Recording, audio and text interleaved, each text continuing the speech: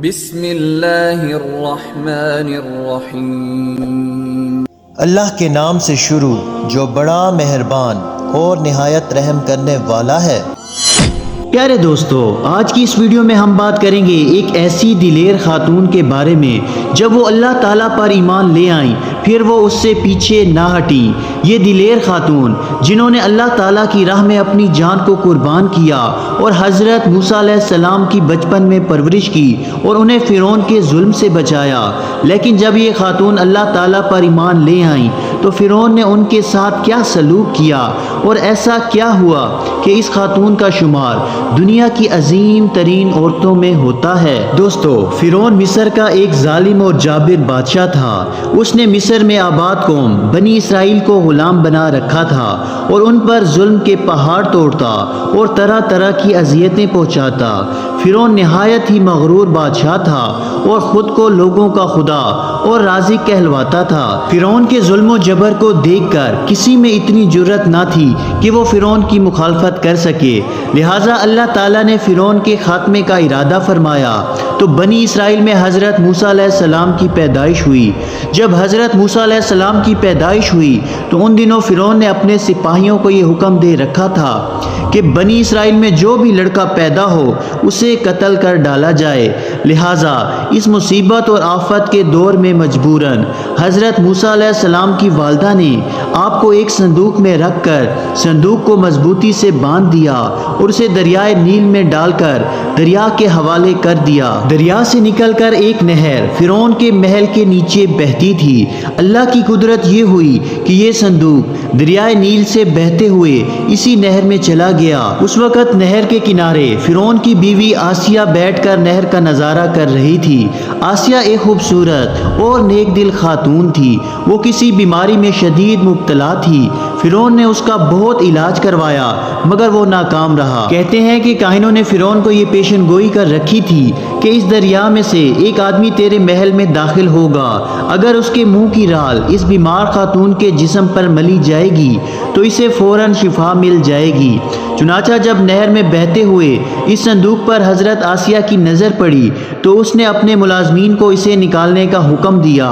جب صندوق کو پانی سے باہر لایا گیا اور اسے کھولا گیا تو ملکہ نے اس کے اندر ایک خوبصورت بچے کو دیکھا تو اسے کچھ یوں محسوس ہوا کہ جیسے ایک بجلی سی چمکی ہے جس نے اس کے دل کو منور کر دیا ہے۔ آسیہ کے دل میں اس بچے کی محبت نے گھر بنا لیا۔ اس بچے کا لعاب دین جیسے ہی اس کے ہاتھوں پر پڑا تو اسے شفا ہو گئی۔ فرعون کی بیوی آسیہ کے بدن سے کوئی اولاد نہ تھی، وہ بے اولاد تھی۔ چنانچہ انہوں نے جیسے ہی اس خوبصورت بچے کو دیکھا ان کے دل میں ممتا جاگ اٹھی اور اس نے موسیٰ علیہ السلام کو گود لے لیا، اور اس طرح اللہ تعالیٰ کی قدرت سے حضرت موسیٰ علیہ السلام کی پرورش اسی فرعون کے محل میں ہوئی جس نے آپ علیہ السلام کے ہاتھوں سے ہلاک ہونا تھا۔ دوستو، روایات میں آتا ہے کہ حضرت آسیہ ریان بن ولید کی پوتی تھی۔ ریان بن ولید وہی بادشاہ تھا جو حضرت یوسف علیہ السلام کے دور میں عزیز مصر تھا اور جو حضرت یوسف علیہ السلام پر ایمان بھی لایا تھا۔ جب مصر میں تبتی خاندان کی حکومت آئی تو فرعون نے اپنے طاقت کے زور پر بی بی آسیہ سے شادی کر لی اور انہیں دھمکی دی کہ اگر انہوں نے شادی سے انکار کیا تو وہ ان کے والدین کو قتل کر ڈالے گا۔ لیکن شادی کے بعد اللہ تعالیٰ نے حضرت آسیہ کو فرعون کے شر سے محفوظ رکھا اور وہ آپ پر قادر نہ ہو سکا۔ مورخین لکھتے ہیں کہ اللہ تعالیٰ نے فرعون کو نامرد بنا دیا تھا، اور بعض نے لکھا ہے کہ فرعون کو ایسی بیماری تھی کہ طبیبوں نے اس کو ساری عمر صحبت کرنے سے منع کر دیا تھا، لہٰذا فرعون کبھی بھی حضرت آسیہ کے قریب نہ جا سکا، اور یہ بھی اللہ تعالیٰ کی ایک حکمت تھی کہ حضرت آسیہ فرعون کے ناپاک جسم سے محفوظ رہ سکی۔ بہرحال حضرت موسیٰ علیہ السلام کی پرورش فرعون کے محل میں کسی شاہی فرد یا شہزادے کی مانند ہوئی اور ہر طرح کے آرام و آرائش آپ کے لیے دستیاب تھی، لیکن ان تبتیوں کے درمیان زندگی گزارنے کے باوجود حضرت موسیٰ علیہ السلام فطری طور پر ان سے مختلف کردار کے مالک تھے۔ حضرت موسیٰ علیہ السلام فرعون کے غرور و تکبر اور خدائی کے دعووں کو ناپسند کیا کرتے تھے اور ہمیشہ توحید کے متعلق واضح بات کیا کرتے جو فرعون اور اس کے درباریوں کو ناگوار گزرتی تھی۔ اور بہت جلد وہ وقت بھی آ گیا جب اللہ تعالیٰ نے حضرت موسیٰ علیہ السلام کو نبوت نبوت عطا فرمائی اور آپ فرعون کے دربار میں اسلام کی دعوت لے کر پہنچے۔ اس وقت فرعون کے مطالبے پر جادوگروں اور موسیٰ علیہ السلام کے درمیان سحر کا مقابلہ ہوا، جس میں حضرت موسیٰ علیہ السلام کا عصا مبارک حقیقی سانپ میں تبدیل ہو گیا اور جادوگروں پر یہ بات واضح ہو گئی کہ یہ اللہ تعالیٰ کے سچے رسول ہیں جنہیں ہماری ہدایت کے لیے بھیجا گیا ہے۔ جب فرعون اپنی انا اور غرور پر قائم رہا اور حضرت موسیٰ علیہ السلام کی دعوت سے انکار کر دیا، اسی دربار میں ہی بی بی آسیہ بھی موجود تھی جو یہ سارا منظر دیکھ رہی تھی، تو ان کے دل میں فوراً حق کا نور چمک اٹھا اور آپ حضرت موسیٰ علیہ السلام پر ایمان لے آئیں۔ حضرت آسیہ فرعون مصر کی بیوی اور ملکہ تھیں اور آپ کے پاس بے انتہا دولت تھی، لیکن اس کے باوجود آپ کبھی غرور و تکبر کا شکار نہ ہوئیں، بلکہ آپ کا دل غریبوں کی محبت سے سرشار رہتا تھا اور آپ دل کھول کر ان پر صدقہ اور خیرات کیا کرتی تھی۔ حضرت آسیہ اپنے شوہر فرعون کے مظالم کو خوب جانتی تھی، اس لیے اپنے ایمان کو ان پر ظاہر نہ کیا اور آپ چھپ چھپ کر اللہ تعالیٰ کی عبادت کیا کرتی اور اللہ تعالیٰ سے یہ دعا کرتی کہ اے اللہ مجھے فرعون اور اس کے عمل سے نجات دے، میں اس کے کفریہ حرکتوں سے بیزار ہوں۔ حضرت آسیہ خفیہ طور پر موسیٰ علیہ السلام کی خدا کی عبادت کرتی اور دعا اور استغفار میں مشغول رہتی۔ پھر ایک دن آپ کے ایمان لانے کی خبر فرعون تک پہنچ گئی۔ اس نے اپنے درباریوں کو اکٹھا کیا اور ان سے پوچھا کہ تم لوگ میری بیوی کے متعلق کیا جانتے ہو؟ سب نے کہا کہ وہ ایک نیک دل خاتون ہے اور آپ کی بھلائیاں بیان کی۔ تو فرعون نے کہا کہ تم لوگوں کو نہیں معلوم کہ وہ میرے سوا دوسرے خدا کو مانتی ہے۔ لہٰذا فرعون نے حضرت آسیہ کو دربار میں طلب کیا اور ان سے دریافت کیا تو کسے اپنا خدا مانتی ہے؟ تو حضرت آسیہ نے دلیری اور جذبہ ایمانی سے جواب دیا کہ میں حضرت موسیٰ علیہ السلام کے رب پر ایمان رکھتی ہوں جو میرا، تیرا اور ہم سب کا رب ہے۔ فرعون آپ کے اس بے باک جواب سے غضبناک ہو گیا اور بہت جلد پورے شہر میں یہ بات پھیل گئی کہ فرعون کی بیوی اور ملکہ نے فرعونی طور طریقے کو ٹھکرا دیا ہے اور دین موسیٰ کو قبول کر لیا ہے۔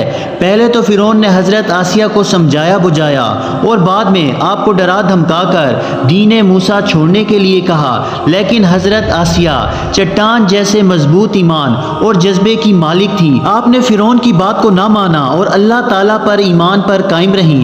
فرعون نے جب یہ دیکھا تو اس نے اپنے اہلکاروں کو حکم دیا کہ حضرت آسیہ کو تپتے ہوئے ریگستان کی دھوپ میں لٹا دیا جائے، لہٰذا آپ کو شدید گرمی میں ریت کے تپتے میدان میں چھوڑ دیا گیا۔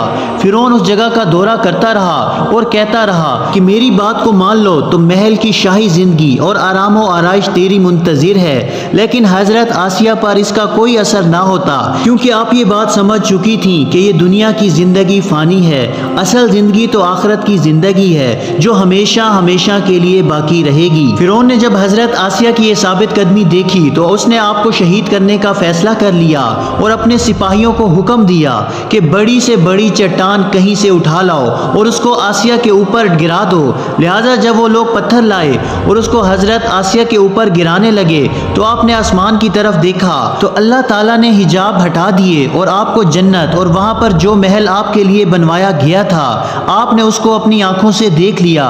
آخر کار اس پتھر کو آپ پر گرا دیا گیا اور اس طرح آپ کی روح پرواز کر گئی۔ حضرت آسیہ کے فضائل احادیث مبارک میں کچھ ان الفاظ میں بیان ہوئے ہیں کہ رسول اللہ صلی اللہ علیہ وآلہ وسلم نے فرمایا، مردوں میں سے تو بہت سارے درجہ کمال تک پہنچے، لیکن عورتوں میں ماں سوائے فرعون کی بیوی آسیہ اور حضرت عیسیٰ علیہ السلام کی والدہ مریم کے کوئی عورت درجہ کمال تک نہ پہنچی۔ اس طرح ایک اور روایت میں آتا ہے کہ آپ صلی اللہ علیہ وآلہ وسلم نے فرمایا، جنتی عورتوں میں سب سے افضل حضرت ختیجہ رضی اللہ تعالی عنہ، فاطمہ بنت محمد اور فرعون کی بیوی آسیہ بنت مزاحم اور حضرت عیسیٰ علیہ السلام کی والدہ مریم بنت عمران ہیں۔ ایک روایت میں آتا ہے کہ حضرت آسیہ کا نکاح جنت میں حضرت محمد صلی اللہ علیہ وآلہ وسلم سے ہوگا۔ پیارے دوستو، ہم نے دیکھا کہ حضرت آسیہ کو دنیاوی مال و دولت اور ہر طرح کا آرام و آرائش میسر تھی، لیکن آپ نے اللہ تعالیٰ کی رضا کی خاطر ان سب چیزوں کو ٹھکرا دیا اور مرتے دم تک حق پر قائم رہی۔ اللہ تعالیٰ سے دعا ہے کہ اللہ تعالیٰ ہم سب کو ایمان کی حالت میں اپنے پاس بلائے اور مرتے وقت کلمہ طیبہ نصیب فرمائے۔ اسی طرح کی مزید معلوماتی اور اسلامی ویڈیو دیکھنے کے لیے ہمارے اس اسلامی چینل کو سبسکرائب ضرور کریں۔ جزاک اللہ۔